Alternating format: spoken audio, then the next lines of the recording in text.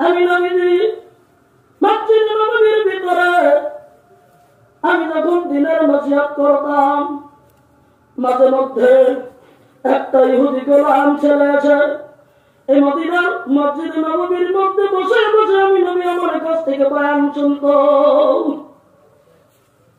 কি হয়েছে, কেন ছেলেটি আর এই মসজিদে নববীতে আসছেন না?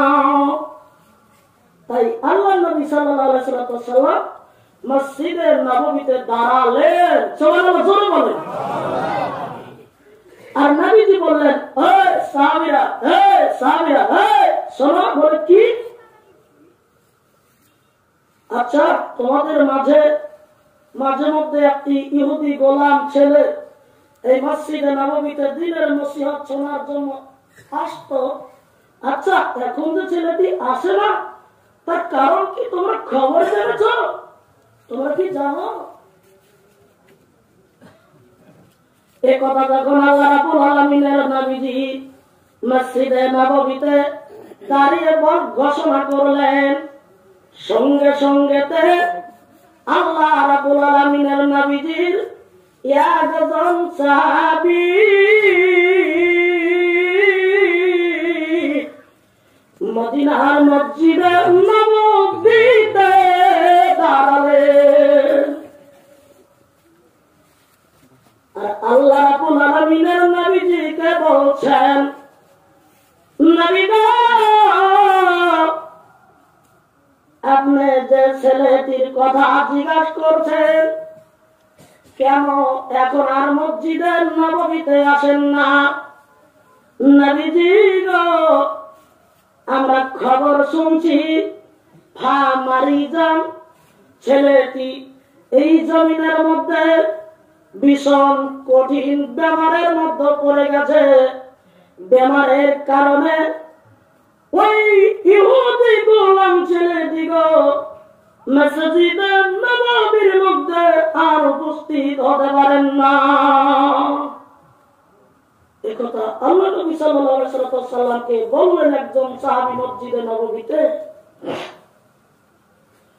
এবার একটা কথা চিন্তা করেন, কোথায় হলো বিশ্বের নবী আর কোথায় হলো একটা ইহুদি গোলাম ছেলে সামান্য জমিনের মধ্যে?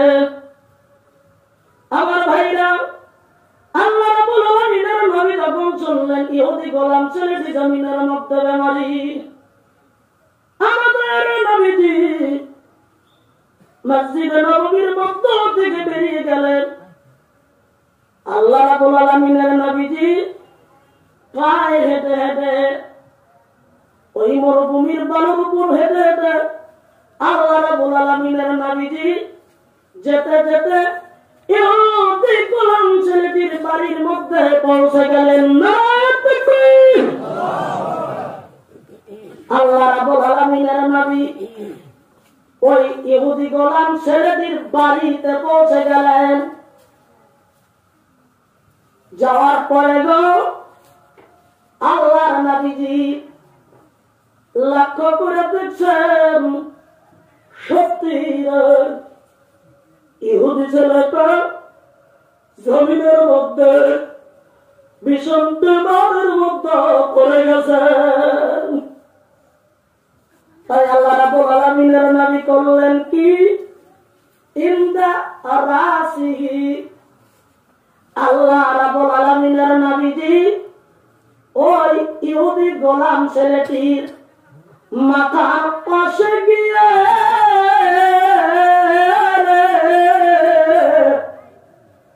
আল্লাহ রাব্বুল আলামিনের নবীজি বসে বললেন, সুবহানাল্লাহ।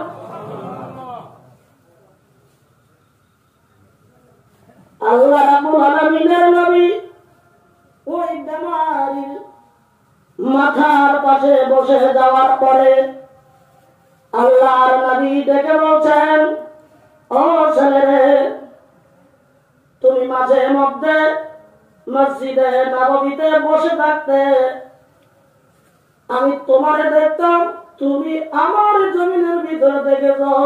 ছেলেরে, তুমি আমার কাছে কালেমা পড়ো নাই, আমিও তোমাকে কালেমা পড়াই নাই, কিন্তু পুরো ছেলে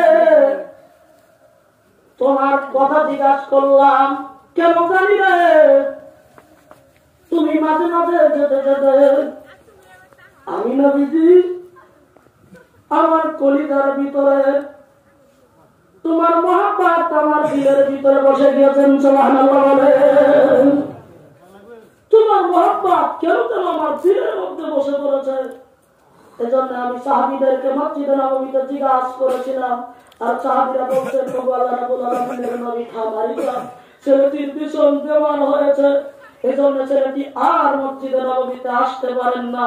তাই ছেলে আমি নবী আমাকে কেউ খবর দেয়নি, আমাকে কেউ জানায়নি তোমার বেমার। আমি মসজিদে নববীতে শুনে তোমার বাড়িটা খোঁজাখুঁজি করে করে আমি বিশ্বের নবী তোমার বাড়িতে উপস্থিত হয়ে গেছি। জোরে বলা যাবে কি সুবহানাল্লাহ?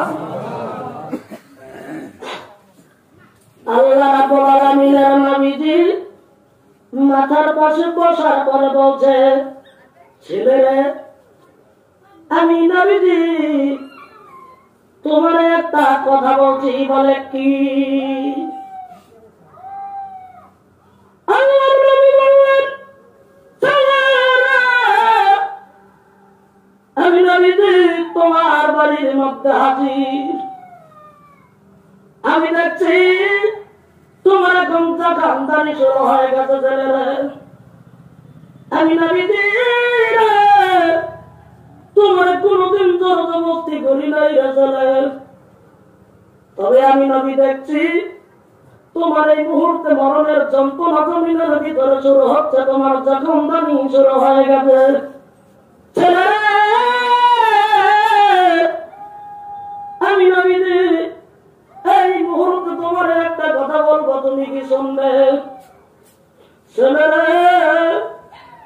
আমি নবীজি তোর মাথার পাশে বসে গেছি। ছেলে আমি তোকে একটা কথা বলবো রে, তুই কি মেনে নিবি? ছেলেটি আল্লাহ রাব্বুল আলামিনের নবীজির দিকে র র র র র করে তাকিয়ে দেখছে।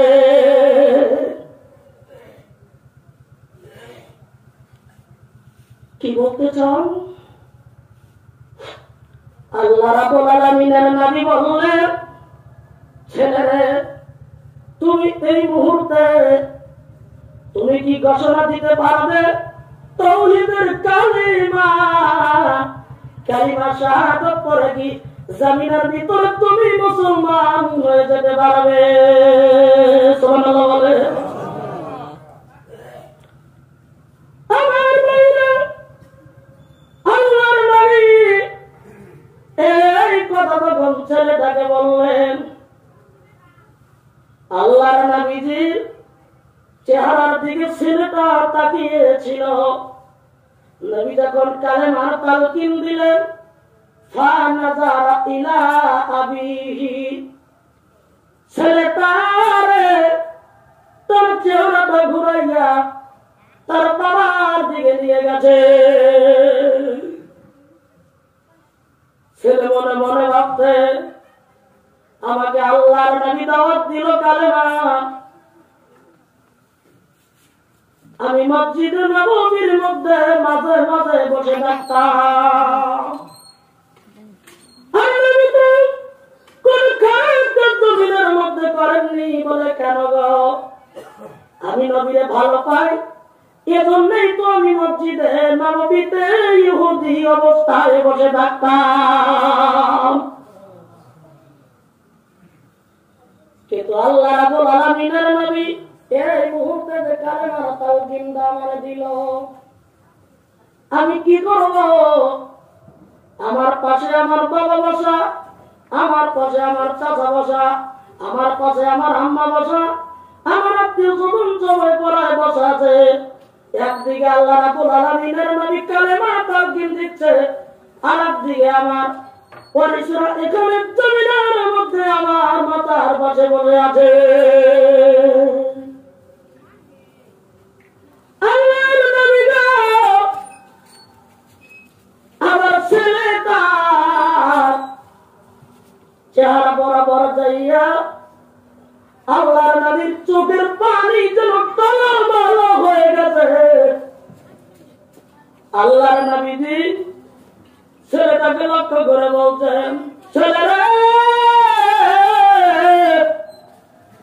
আমি নবী তোরে অনেক ভালোবাসি রে,